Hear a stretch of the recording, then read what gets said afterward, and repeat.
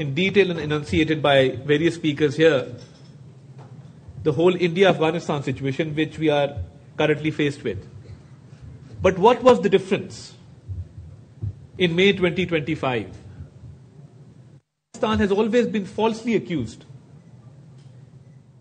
of promoting terrorism, where in fact, I always say that Pakistan is the biggest victim of terrorism.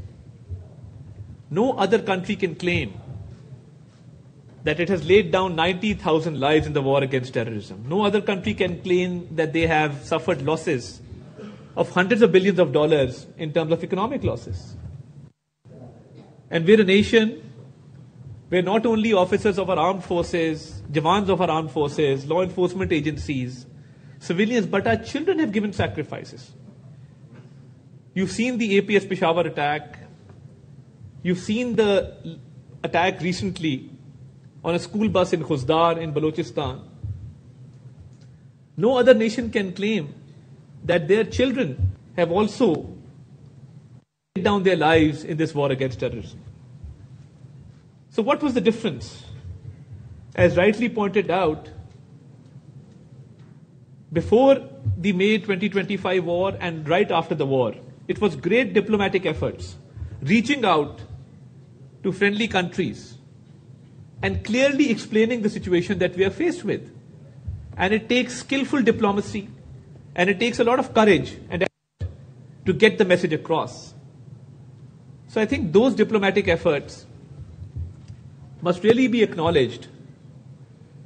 And you saw that when the escalation started in May 2025, the Prime Minister led from the front, and you could see him interacting with ambassadors from different countries and reaching out and explaining the situation on ground. And the turning point in this escalation was that when speaking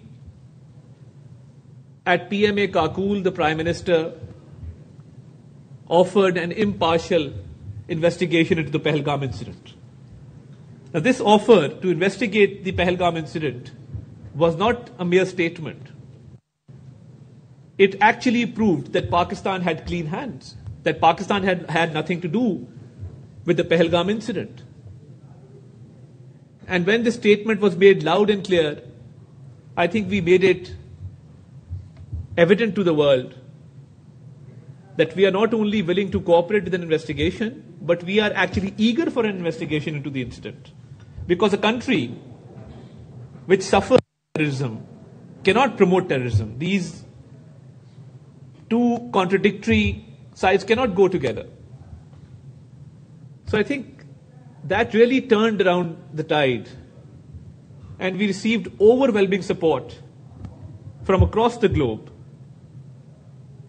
And a lot of friendly countries not only supported Pakistan, but they clearly stated that since Pakistan has offered an investigation, there is no more room for further escalation. But India had nefarious designs as always. And when we look back, we see that how the two-nation theory has become strengthened after May 2025, because India had hegemonic designs. India had this false notion of rising India, this false notion of being the leader in South Asia, or if I may be allowed to say, a bully in South Asia. But Pakistan, as always, proved to be a balancing factor in this region, a neutralizing factor in the region, because a war which we never desired was imposed upon us. And when that war was imposed upon us, we've hardly seen this kind of synergy and cohesion. The whole nation came together behind our valiant armed forces. And we rose above our political differences. Yes, there is a political divide in the country. Yes, there is polarization. Nobody can deny that. But when we were faced with an enemy who wanted to prove its military dominance in the region, we came together as a nation, and the nation, united as one, gave a befitting response to the enemy. And the armed forces led by Field Marshal Saeed Asim Munir defeated an enemy 4 times as big as Pakistan. And India suffered a humiliating defeat, which they are still not able to digest. Just a few days ago, I did a press conference in which we revealed that they're still trying to hatch certain conspiracies. And a fisherman from the high seas was caught by the Indian Coast Guard and was tasked with a certain assignment to procure certain uniforms so that they could pin an incident on Pakistan, another false flag operation, which we highlighted just a few days back. So they're always trying to conspire against Pakistan. Our military response was befitting, that within a few hours, they were compelled to a ceasefire and they requested for a ceasefire. And I must also mention that the way our Air Force shot down 7 planes, which has now been mentioned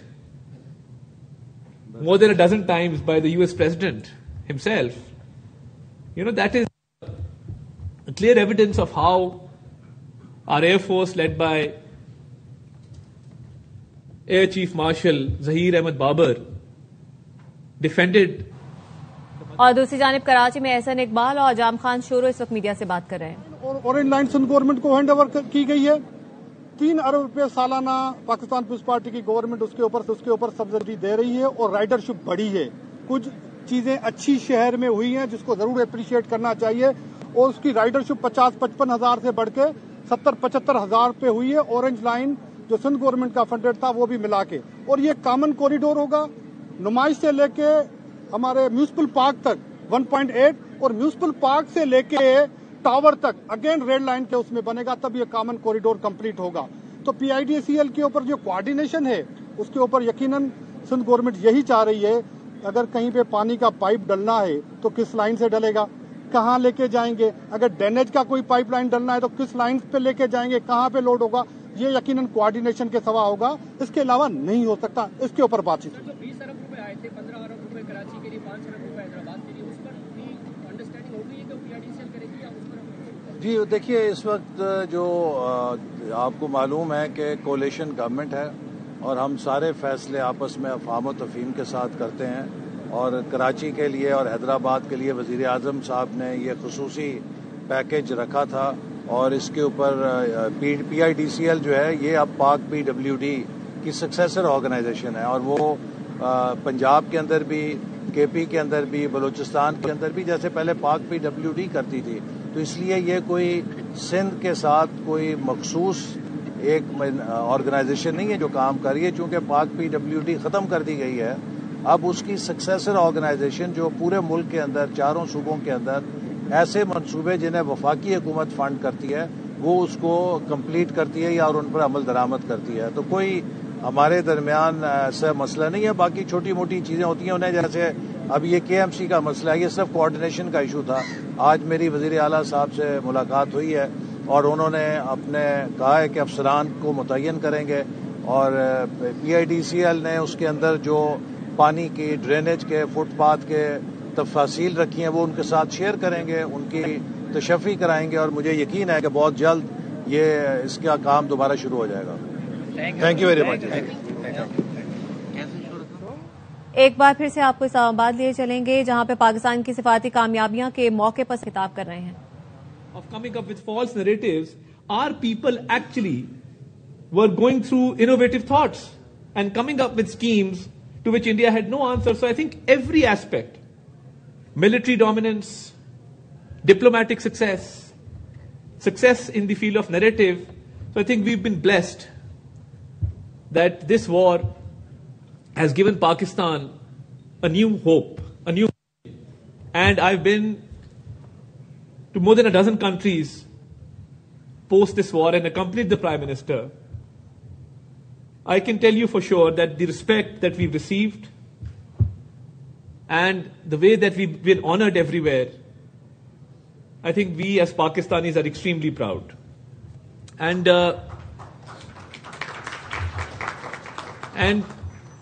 when we talk about the diaspora, we interact with people from the Middle East, people settled in North America, in Europe, in Australia.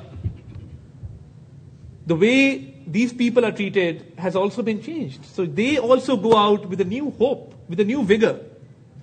So I think that's the kind of change that we've witnessed, where the Pakistani diaspora, the Pakistani expatriates have received a lot of respect across the globe.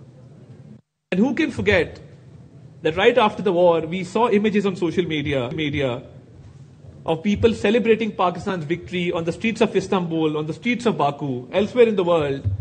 So those were very heartwarming images. So when we talk about diplomatic successes, it is skillful diplomacy before the war, during the war, and after the war, which still continues and which has really given Pakistan an advantage. And I used to see the Indian Foreign Secretary appear on television with a long face and hopelessness because they had no story to tell. Because when you come up with false narratives, it is very difficult to defend one's own stance. And when your stance is based on conspiracy, falsehood, and contradictory claims, that leads to diplomatic failure. So where we celebrate Pakistan's diplomatic success, we must also realize that India has suffered diplomatic failure because of false narratives, because of a false stance, because of inherent contradictions in its policy. And that false notion of rising India, fell flat on its face, and the whole world witnessed that. And I would also like to add that the historic strategic mutual defense agreement between Pakistan and Saudi Arabia has been celebrated at home as well as in Saudi Arabia, because every Pakistani dreams of protecting the most holiest sites of Islam, and I think we've been blessed having been granted that honor. And that strategic mutual defense agreement will go down in history as one of the most important achievements in our diplomatic history.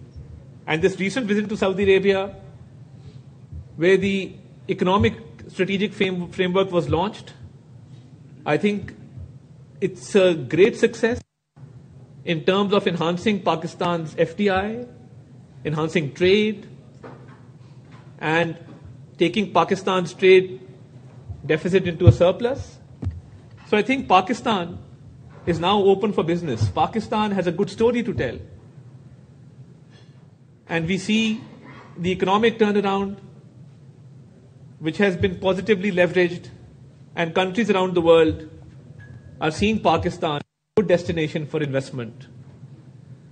So I think once, right after May 2025, when the tide turned and we were blessed with a victory, the way forward now is to engage the global community, to invest in Pakistan, and to open Pakistan's ports to Central Asia. And our dear ambassador from Uzbekistan is here. And, they're very keen to access Pakistan's port for their own trade. So I think we must work tirelessly to ensure that we get maximum benefit from our seaports. We've been blessed with warm water ports, and encourage more foreign direct investment in Pakistan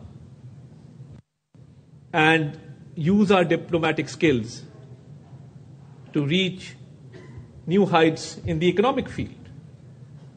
So this is an ongoing situation in which Pakistan's diplomacy has not only succeeded, but it continues to reach new heights, and we've engaged our friendly countries And I would also like to pay my compliments to the Prime Minister because of his personal rapport and chemistry and the way that he's engaged world leaders in this entire situation.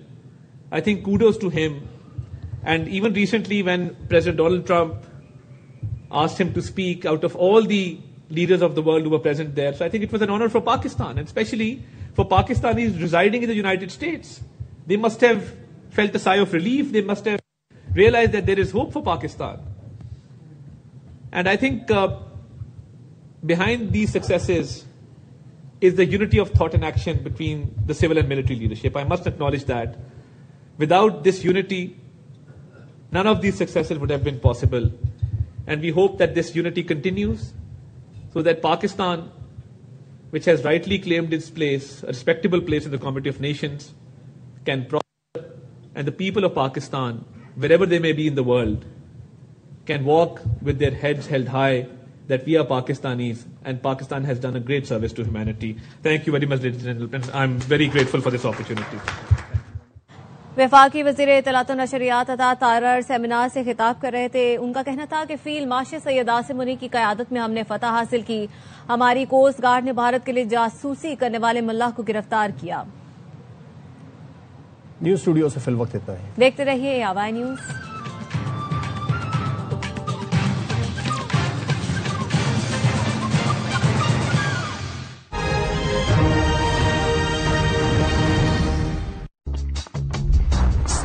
Wafer के अंदर chocolate, फिर chocolate के ऊपर wafer, and wait for it, Cadbury dairy